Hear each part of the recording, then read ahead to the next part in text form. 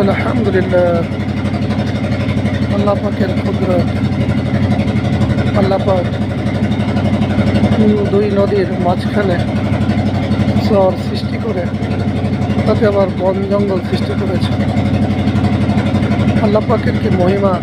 এই নদীর মাঝখানে আল্লাহ পাক নদী, সাগর, মহাসাগর সৃষ্টি করে কত পানি সৃষ্টি করেছেন, যেই পানি দিয়ে সমুদ্রে জাহাজ চলাচল করে, পণ্যবাহী জাহাজ চলাচল করে, মানুষ চলাচল করে। সমুদ্রের পানি থেকে কৃষি উৎপাদন করা হয়, মানুষের খাদ্য তৈরি করা হয়। আল্লাহ পাকের কত বড় মহিমা, কত বড় কুদরত! কত পানি তিনি সৃষ্টি করেছেন, কত জঙ্গল, পাহাড়, পর্বত তিনি সৃষ্টি করেছেন। সুবহানাল্লাহ, কত সুন্দর বন জঙ্গল তিনি সৃষ্টি করেছেন, যাহা পরিবেশের ভারসাম্য রক্ষা করে।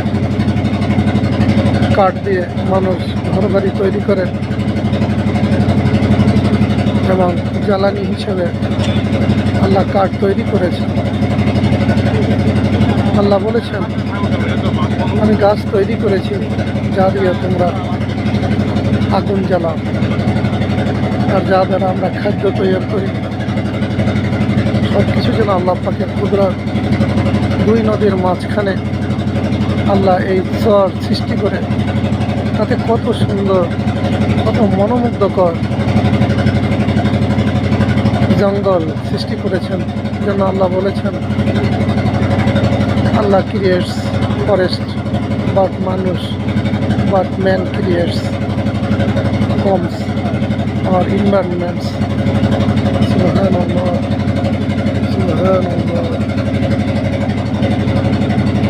আমরা যেন এদেরকে আল্লাহ পাকের কুদরত, মহিমা, আল্লাহ পাকের বরত্ব, আল্লাহ পাক যে সব কিছু করণে আলা যায়। শুধু বলেন হও, ইন্নামা আমরুহু ইজা আরাদা শাইআন ইয়াকুলু লাহু কুন ফায়াকুন।